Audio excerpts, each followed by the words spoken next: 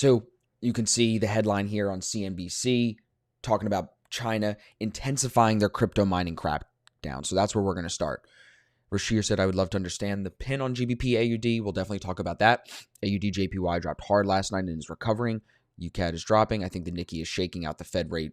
Yeah, that's definitely what it seems to be, Thomas. It's a reaction to the Fed announcement last week.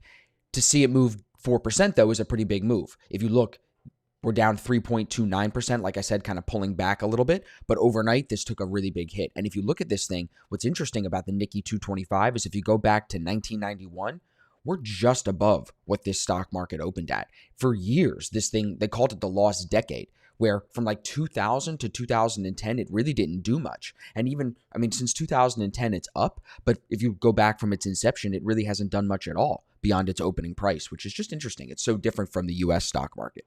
But it's interesting to see another country living through a market like this. And who's the superpower versus who's not, right? You look at our stock market, look at their stock market. It's interesting. But like I said, Bitcoin is down this morning, so I want to start with that. Let me pull up my thing right here.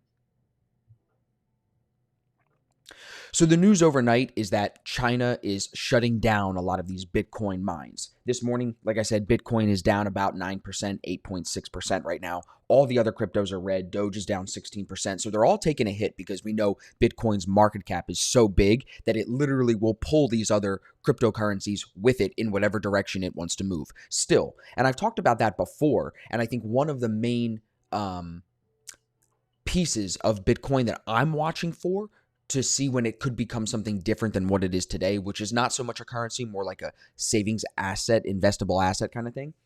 I think when we see cryptocurrencies able to separate from Bitcoin and make their own decisions and make their own price discovery, like if Bitcoin is going up, this other coin could be moving down or vice versa. Bitcoin goes down, other coins start moving up. Once they're able to separate from Bitcoin, I think that'll open up the crypto community a lot more to widespread adoption. But we're not going to get into that too deep. I've talked about that in my other streams. I want to share this article with you. It's basically being talked about on every major news publication this morning. Is this China crackdown? 90% of Bitcoin mines shutting down. If you look at CNBC, Bitcoin drops as China intensifies crypto mining crackdown. Bitcoin fell 7%. It's now down 8.5%, dropping below 33,000 for the first time since June 8th. We're going to look at the chart here. You can see it behind me in a second. We'll go into it, my thoughts on it in a minute.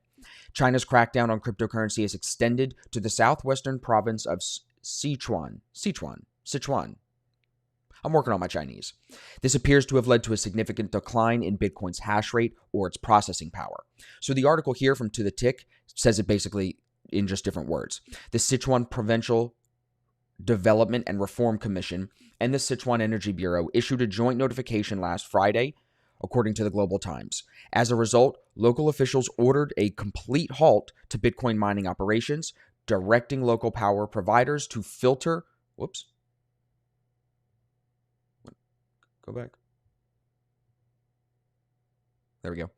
To filter, clean, and terminate, in quotes, mining operations without further power supply by Sunday. So it was announced on Friday. They gave them 2 days to kind of shut it all down. And now you're seeing today is Monday. We're seeing Bitcoin and all the other cryptocurrencies feel that hit. So you probably could have sold some of your Bitcoin over the weekend knowing this was coming if you were really paying attention. It says, furthermore, 26 businesses, including Big Data Tech and Kangding Tech Company are identified as putative crypto mining entities. It says over 90% of Bitcoin mining capacity has been lost, which is insane if that's true. The restriction is expected to shut down more than 90% of China's Bitcoin mining capacity, at least in the near term. This event was characterized as a collective mining disaster or even the end of an era by local, I think they mean citizens, Netzians. Sichuan province in southern China is the biggest Bitcoin mining hub in China or globally. Unlike Inner Mongolia and the Zhejiang province, Bitcoin's mining operations in Sichuan are mostly powered by hydropower, which is more ecologically friendly and sustainable, according to local statistics. The CEO of Shenzhen-based blockchain firm Bank Ledger voiced dissatisfaction with the new crackdown. Similar draconian bans have lately been implemented in other major mining towns in the northern regions. Furthermore, certain regions in northwest China are experiencing blackouts as a result of the natural flood catastrophe, which impacts the hash rate of mining pools. So not only were they being shut down, there's natural floods that are creating even more blackouts, and if they have no power, they can't mine Bitcoin. Some experts think China's new action is designed to increase regulatory monitoring of digital currency trading, avoid systemic financial risk, and ban criminal operations such as money laundering. In the long run, the market thinks that China intends to push its digital currency, it's the CNY. Oh my God, every time I highlight this thing freaks out. The CNY is the yuan, so they're calling it the e-yuan against other cryptocurrencies. So it basically seems like China is trying to lock down Bitcoin mining, get it out completely, and then push forward their new digital currency, which we've been talking about here on the stream for a long time. So I feel like this shouldn't come as news to anybody. Now, to see Bitcoin's price down 9%, 8.5% on this news is kind of, in my opinion, a little bit telling. And I want to know what you guys think about this. To me, it's like the retail guys see this news, the people that maybe don't have as strong of diamond hands, they see this news and they panic. They think, okay, if Bitcoin's being shut down in China, it can be shut down here in America or wherever you're living. So to me, I feel like it's probably a lot of weak hands being shaken out right now as this news is just breaking today. But over the next week, it's really important that we pay attention to Bitcoin's price. So if we look at the analysis on the chart, because you guys know I'm not too big on the fundamentals, I'm much more a technical guy. We've talked about Bitcoin almost every stream, every day we touch on it.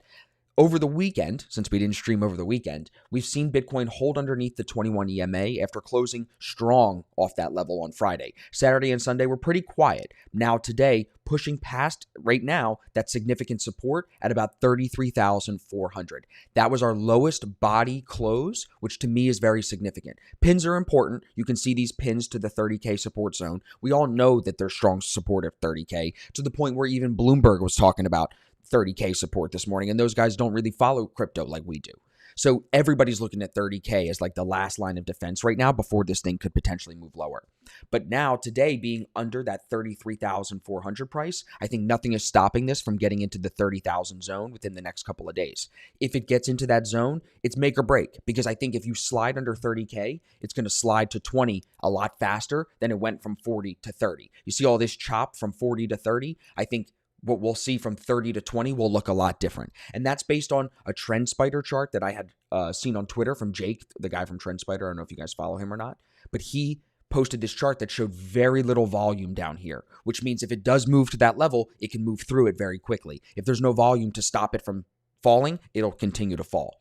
And also, I think you're seeing people that bought last year. I have to push this, right? They bought in 2020, in the beginning of 2021, and they're now either at break even or they're down on their investment, and they're getting a little nervous. And they're thinking, okay, if I'm getting out now, I can at least break even. That's the mindset here at 30K, because I think you just have so many buyers. Now, institutionally, what are those guys doing? Are they buying this dip? I'm not sure. But to me, you can't buy the dip until the dip is at least showing signs that it's finished. And the Bitcoin dip is not showing any signs that it's finished to me. If the 8 and 21 EMAs cross up and we hold 30K, then I would say maybe it's time to see another move to the upside. But until then, this is very bearish. With the TDI in the position that it's in, with the trend line falling, RSI falling, if it slides through that market sentiment line, you're going to see this thing move lower, not just in the next couple of weeks, in the next couple of months potentially.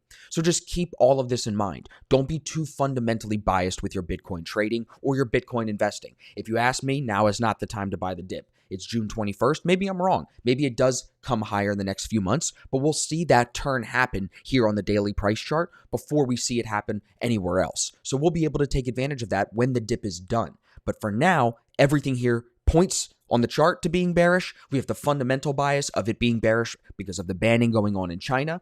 So I think it's probably headed lower this week. But tell me what you guys think. Is it going to 30K and then 20K? Or do you think we're going to hold the zone here at 30,000 and we're going to see it move up? I want to know what you guys think in the comments.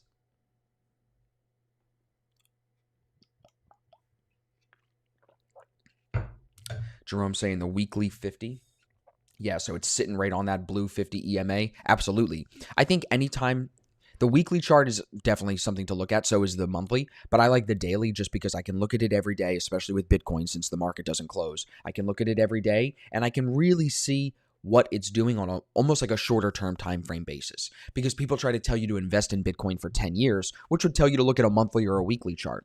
But on the daily, we can see that trend changing faster, I think. I'm buying the dip later. Yep. In regards to the U.S. market, have you looked at the huge reverse repos going on? I don't know too much about the reverse repos, Mason, so if you have a source or if you could educate us, that'd be dope. Austin's big brain EuroCAD call and analysis was great. Thank you, Thomas. I appreciate you. Oh, yeah, Peter. Thank you guys for mentioning that. Friday EuroCAD was call. I should have stuck it out and jumped in with the move. Take my patience. Yeah. We're here for you, bro. ECAD was a good move on Friday and Thursday. It was really carried from 2 days. So we could talk about that. Dogecoin's just getting slammed here, guys. I mean, we had the 8 and 21 cross down at 42 cents. It's now at 20. It's half of that. It's 23 cents. So if you're just using basic technical analysis, when the 8 and 21 EMA is crossed down, that's normally a sign that the trade is beat for longs. So to me, holding a long past that is silly. I'm trying to really embody that in all of my trading. Fix this. You know what I mean? Same thing like with my SPCE. Remember, if you look at this one, 8 and 21 EMA crossed down here at 46, and I was in at 15. So you can really just use the daily chart to help you. Now, of course, there's other crosses down where you can take profit along the way, but I think that is the main cross that I'm looking for, is that 8 and 21 EMA cross. 25 to 24K, form wedgie, and then we think about it. Yeah, maybe. I think it will go much lower as we think. Nice. So you guys are all on the same page with me. Everybody here seems to think Bitcoin is going lower. Anybody disagree? Anybody trying to buy Bitcoin right now? I'm just curious why. So let me run you through some of these Forex ideas, and then I'll share some of these other articles. So we talked about Bitcoin and why it's pulling back.